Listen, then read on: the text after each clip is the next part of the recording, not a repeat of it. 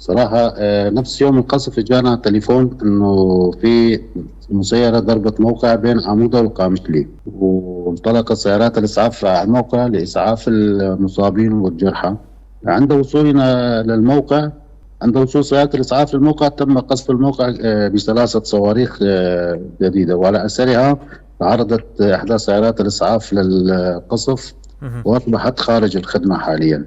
بخصوص الإصابات البشرية، عندما وصل الفريق لهنيك رفاقنا نزلوا من سيارة الإسعاف نعم. لفحص الموقع إذا في جرحى أو شهداء، يعني وقتها ما كانوا داخل السيارة. لحسن حظنا أحد المسعفين تعرض إلى كدمات بسيطة الحمد لله، نعم. ولكن لا توجد إصابات بشرية، فقط إصابة سيارة الإسعاف بأضرار كبيرة وأصبحت خارج عن خدمة. بصراحة هذول كانوا الإصابات. القصف اللي تعرض له منطقة الحميس، قرية حنوى اسمها.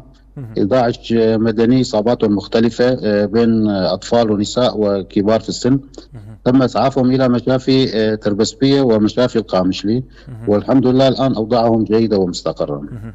صراحة عند حصول هذه الهجمات تتأثر جميع المراكز الخدمية بهذه الهجمات.